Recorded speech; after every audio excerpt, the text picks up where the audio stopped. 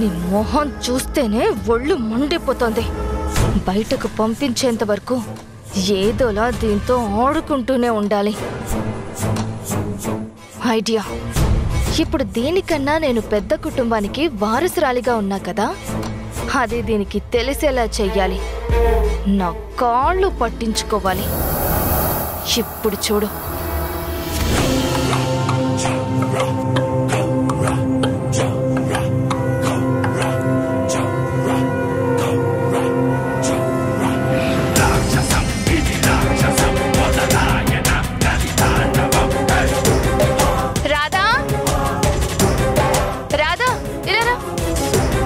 మళ్ళీ దాన్ని పిలుస్తున్నావెందుకమ్మా?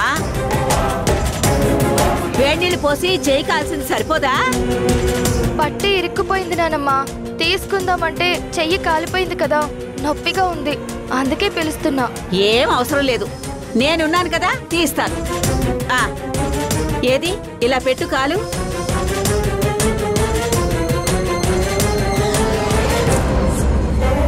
రాధతో కాళ్ళు పట్టించుకుందాం అనుకుంటే మధ్యలో బామ్మ అనవసరంగా వచ్చేసింది. తనసలు గాయత్రి కాదు, కానీ ఏంటి వారసురాలిగా, మనవరాలిగా బామ్మగారితో కూడా సేవలు చేయించుకుంటుంది. ఈ నిజం తొందరగా బయటపడే రోజు రావాలి.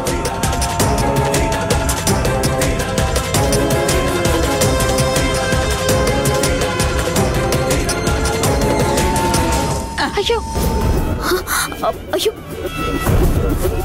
అయ్యో, పట్టి ఊడిపోయింది నానమ్మా. ఏం కాదులేమ్మా, నేనున్నానుగా, పెడతానుండు. ఆ కాలిలా పెట్టు. వద్దు. ఎందుకే వద్దు? మీకెందుకు శ్రమ, నేను పెడతానులేండి, మీరు లేవండి. ఈ రోజు నీకు నా కాళ్ళు పట్టుకోవాలని రాసి పెట్టుంది నానమ్మా. తను పెడతానంటోంది కదా, పెట్టని.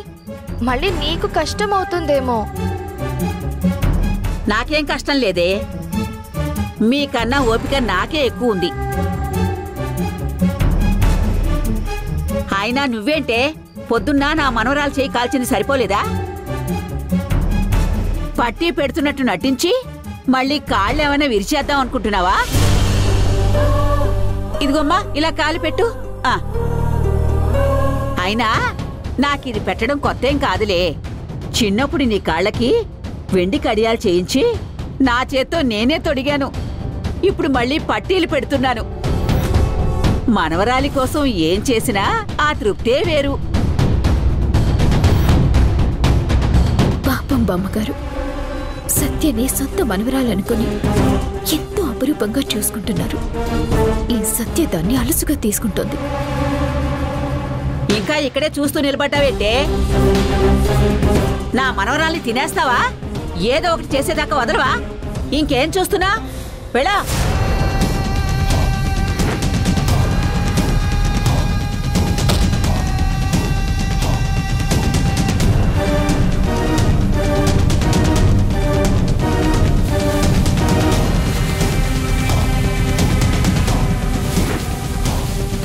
ఎందుకు నానమ్మా రాధ మీద కోపడతావు? అమ్మా నాన్నలకి రాధంటే చాలా ఇష్టం కదా, మళ్ళీ వాళ్ళు వింటే బాధపడతారు. వాళ్ళ కోసం ఆలోచించే ఇన్నాళ్ళు దీన్ని భరించుకుంటూ వచ్చాను.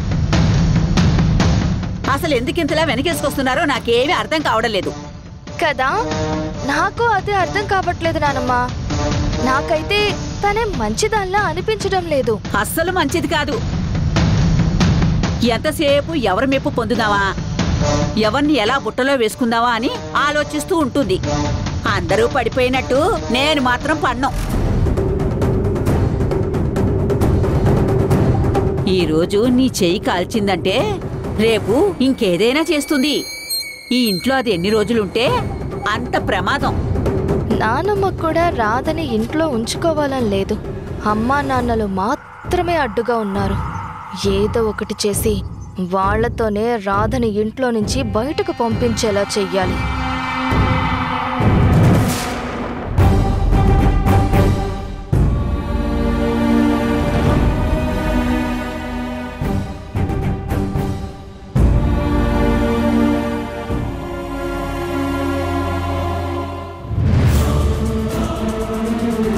నాన్నెంత సీరియస్గా ఉన్నాడంటే ఇంట్లో డబ్బులు పోయిన సంగతి తెలిసిపోయిందా ఏంటి?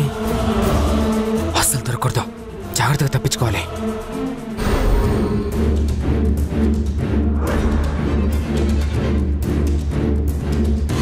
ఆగరా, దొరికిపోయానే.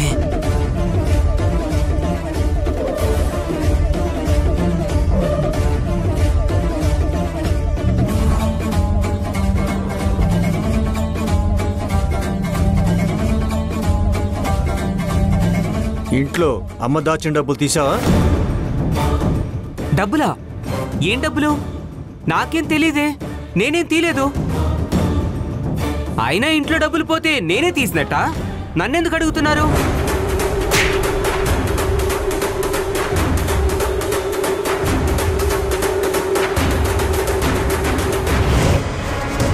నువ్వు కాక ఇంకెవరా తీసేది? చెప్పరా, చెప్పు.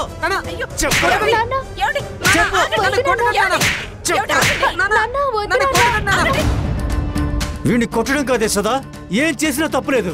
చెయ్యి, నా కడుపులో చెడపుట్టావు కదరా. బుద్ధిగా చదువుకోమని కాలేజీకి పంపిస్తే ఈ పాడుబుద్ధులు ఎక్కడ నేర్చుకుని వస్తున్నావురా? నీకేం తక్కువ చేశాన్రా? పుస్తకాలు, బట్టలు నీకు ఏం అవసరమైతే అవి. డబ్బులు లేకపోయినా అప్పు చేసైనా కొంటున్నాం కదా. ఇంకా ఏం తక్కువైందని ఇంట్లో దొంగతనం చేశావు? చెప్పరా. వీడు పూర్తిగా దారి తప్పాడే సోదా. ఆ డబ్బులు తీసుకెళ్ళి ఎందుకోసం ఖర్చు పెట్టాడో ఏంటో, ఏం పాడలవాటు చేసుకున్నాడో. అప్పుడప్పుడు దొంగతనం చేసినా 100-200 కదా అని వదిలేశావు. ఈరోజు పరాయి వాళ్ళ సొమ్ము కూడా తీసుకెళ్ళి అందరూ ముందు మా పరువు తీసావు. వీడిని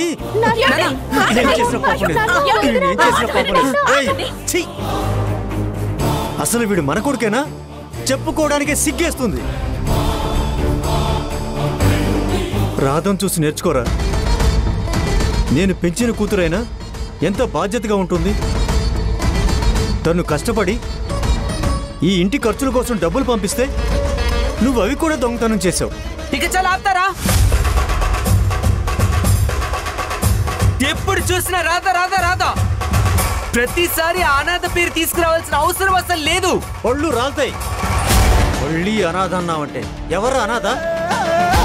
తను ఈ ఇంటిని కాపాడుతున్న దేవతరా, మన అవసరాలు తీరుస్తున్న దేవత. తినే తిండి, వేసుకున్న బట్టలు, చదివే చదువు అన్నీ ఆ దేవత పెట్టిన భిక్షే. అయితే ఆ దేవతనే తెచ్చి ఇంట్లో పెట్టుకోండి, మేమందరం ఎందుకు?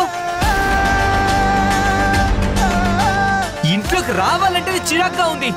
ఎప్పుడు ఏదో గొడవ, మనశ్శాంతే ఉండదు. ఎక్కడికి వెళ్తున్నావు? ఆగరా. ఎక్కడికో దగ్గరికి వెళ్తాను. మీ కొడుకే కాదన్నారు కదా, నేను ఎక్కడికి వెళ్తే మీకెందుకు? వీడిప్పుడు మారుతాడో ఏంటోనండి. పెద్ద సమస్య అయిపోయింది. ఇప్పటికి మారుతాడో ఏంటో.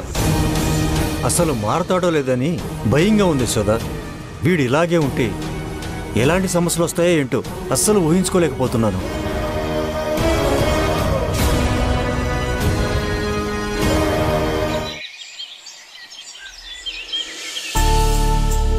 దేవకి, ఇక్కడ ఒకటి చెప్పండి అత్తయ్య. ఏదో ఫంక్షన్ కి వెళ్ళాలన్నారు కదా, ఇంకా బయలుదేరలేదా? అదొకటే చాలు. వెళ్ళడం లేదా? వెళ్తున్నాం అత్తయ్య. మీ అబ్బాయి బయటకెళ్లారు, రాగానే బయలుదేరుతాం.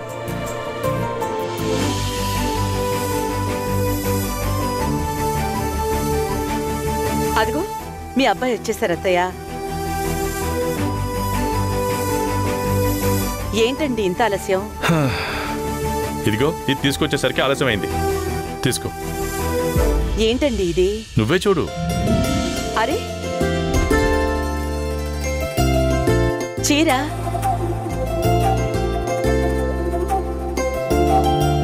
ఇది మామూలు చీర కాదు, అమ్మవారి చీర. ప్రతి సంవత్సరం శ్రావణ మాసంలో కామాక్షి అమ్మవారి చీర మనం వేలంపాట్లో తీసుకుంటాం కదా, ఈ సంవత్సరం కూడా నీకోసం తీసుకొచ్చాను.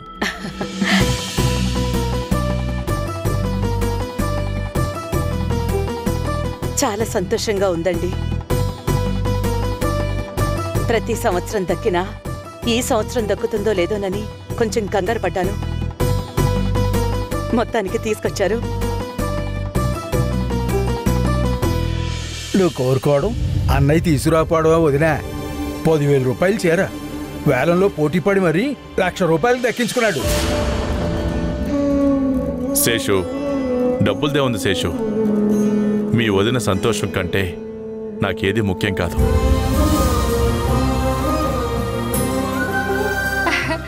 వావ్, సూపర్ నాన్న. అమ్మ ఇష్టాలకి ఇంత విలువిస్తున్నారంటే మీరు చాలా గ్రేట్.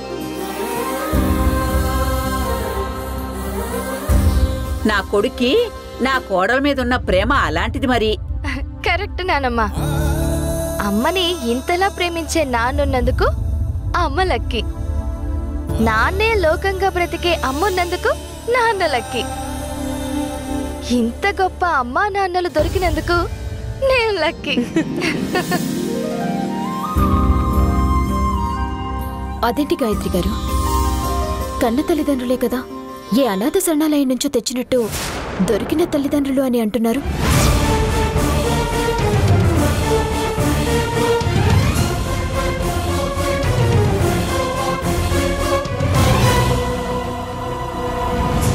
అసలు నీ అనుమానం ఏంటే? అది నా మనవరాలు కాదనా?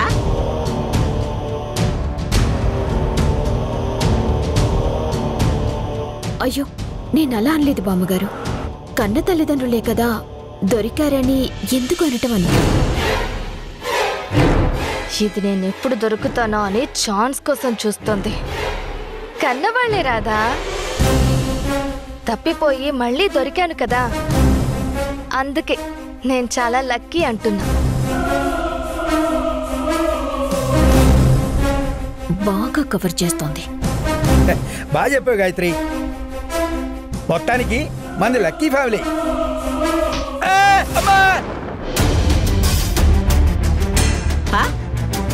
ఏమైందిరా? అమ్మా, ఏమైంది? ఏం కాలా. అమ్మా అని అంతలా అరిచావు?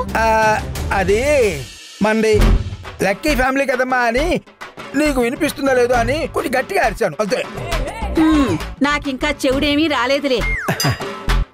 అందరూ ఉన్నారని మర్చిపోయి కుమ్మేస్తున్నాం, పరుగు పోతుంది. పోతే పోని, నిన్నందరి ముందు కుమ్మినా తప్పులేదు. మీ అన్న మీ వదినికి 10,000 చీర 1,00,000 రూపాయలకి కొని తెచ్చారు. నువ్వు కనీసం 10,000 కాదు కదా, 10 రూపాయల చీరన్నా తెచ్చావా? ఉండు, నీ సంగతి చెప్తా. ఫంక్షన్కి వెళ్తామన్నారు కదా, బయలుదేరండి. అలాగే అమ్మవారి చీర తెచ్చాడుగా అబ్బాయి, అది కట్టుకుని వెళ్ళు, చాలా బాగుంటుంది. అలాగే అత్తయ్య. అవునమ్మా, ఈ చీర చాలా బాగుంది, దీన్నే కట్టుకుని వెళ్ళు. అలాగే.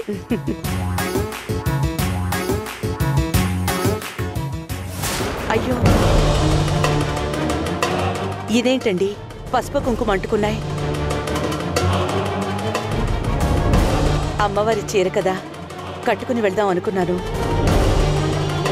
అదృష్టం లేనట్టుంది. ఎందుకు మేడం డిసప్పాయింట్ అవుతారు? పసుపు కుంకుమ మరకలు నిమ్మరసం పిండి సర్ఫ్తో వాష్ చేస్తే అవి తొందరగా పోతాయి. ఇలా ఇవ్వండి మేడం.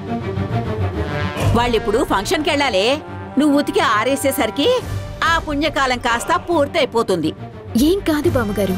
మేడం, మీరు రెడీ అవ్వండి. ఈలోగా నేను చీరని రెడీ చేసి తీసుకొస్తాను. రాధ ఎక్కడుంటే అక్కడ సమస్యకి పరిష్కారం దొరికినట్టే. మరీ అంత పొగడక్కర్లేదు. ఈ కాలంలో ఆ చిట్కాలు చిన్న పిల్లల్ని అడిగినా చెప్తారు. ముందు మీరెళ్ళి రెడీ అవ్వండి.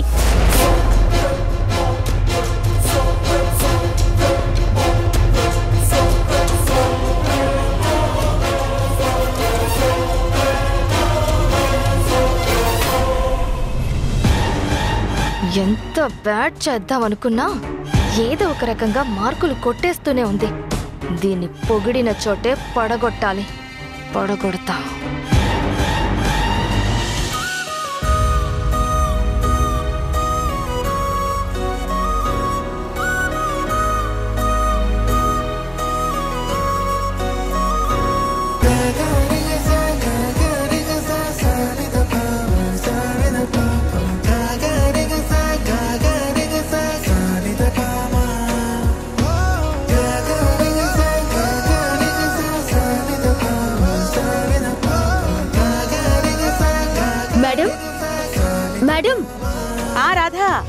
చీర రెడీ. అక్కడ పెట్టమ్మా. సరే.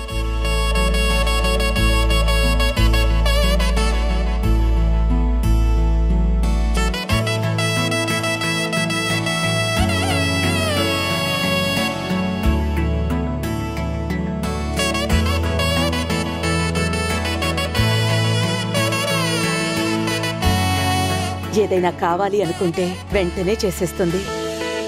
అస్సలు డిసప్పాయింట్ అవ్వనివ్వదు.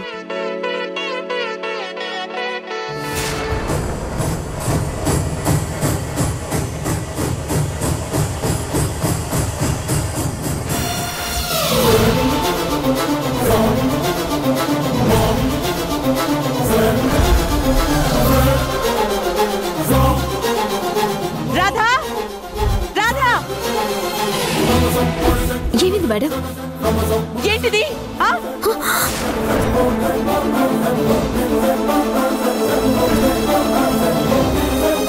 అయ్యో అయ్యో అయ్యో, బంగారం లాంటి చీర ఇలా కాలిపోయిందేంటే?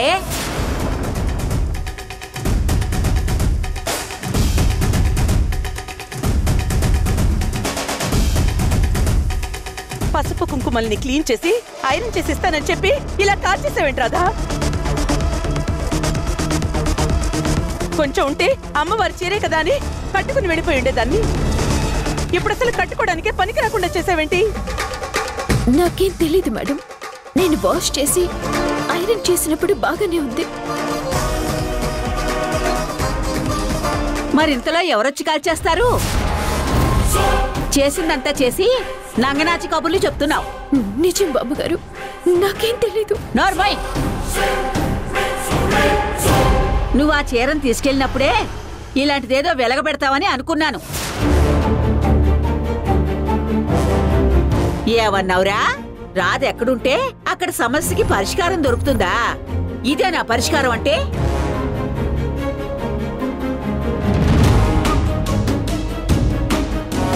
నానమ్మా, ఎందుకు పాపం ఊరికే తిడుతున్నావు? తనకేమీ తెలియదని చెప్తుంది కదా. ఏంటమ్మా నువ్వు కూడా మీ అమ్మా నాన్నలాగా దీన్ని వెనకేసుకొస్తున్నావా? ఇది పైకి మాత్రం అందరి కోసం ఏదో చేస్తున్నట్టు హడావిడి చేస్తుంది. ఎదుటి వాళ్ళు సంతోషంగా ఉంటే అస్సలు తట్టుకోలేదు.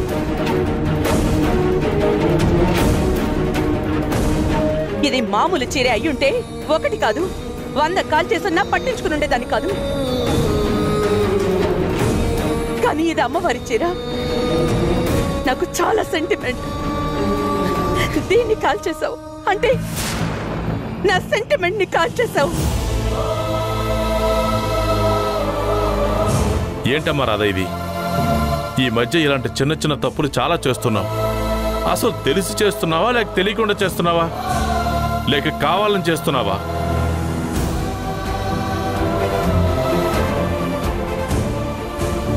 కావాలనే చేస్తుందిరా, తెలిసే చేస్తుంది. ఇంకా అర్థం కావట్లేదా మీకు? నేను మొదటి నుంచి చెప్తూనే ఉన్నాను, ఇదేం చేసినా మనకి నష్టమే చేస్తుంది. మనం మాత్రం దీనికి మేలే చేస్తున్నాం. ఉద్యోగం ఇచ్చాం, ఇంట్లో చోటిచ్చాం,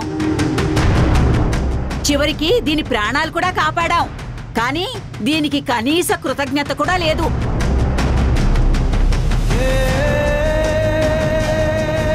సర్లే, ఆ ఫంక్షన్కి ఎక్కడికో వెళ్తానన్నారు కదా, ఇక బయలుదేరండి. వద్దయ్యా, శుభమా అని అమ్మవారి చీర కట్టుకుని బయలుదేరదాం అనుకున్నాను. కానీ ఈ చీరే కాలిపోయింది. ఈ కీడు దేనికి సంకేతమో, ఏం జరగబోతుందో. దేవకి, ఏం కాదు దేవకి. అనవసరంగా ఏవేవో ఊహించుకుని భయపడకు. అలా దిక్కులు చూస్తావేంటి? ఆ చీర తీసుకెళ్లి నీ మొహాన్ని కొట్టుకో, వెళ్ళా. బంగారం లాంటి చీర పాడు చేసింది.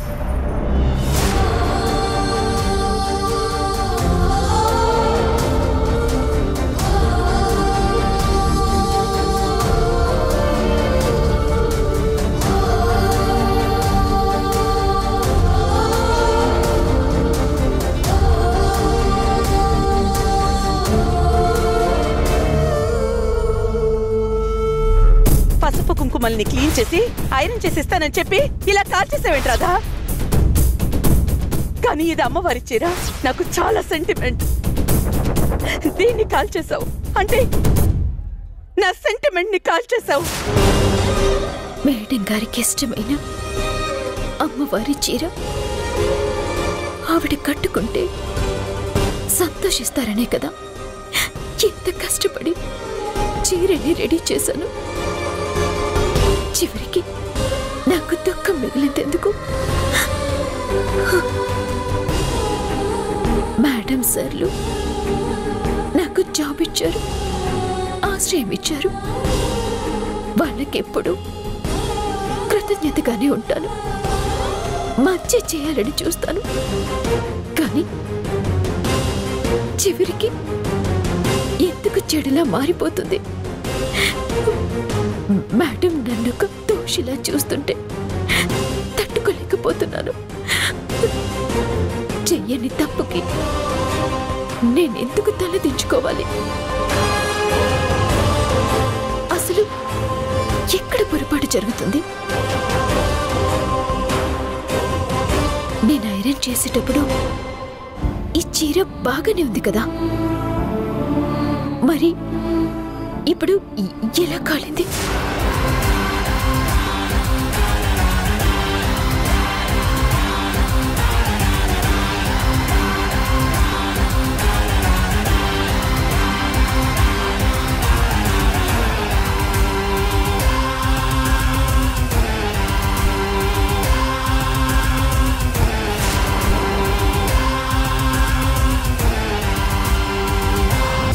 ఏదైనా సరే ఎక్కడ పాడైపోయిందో అక్కడ సరి చేస్తే సరిపోతుంది కదా. ఒక్కసారి చీర చూడండి ప్లీజ్.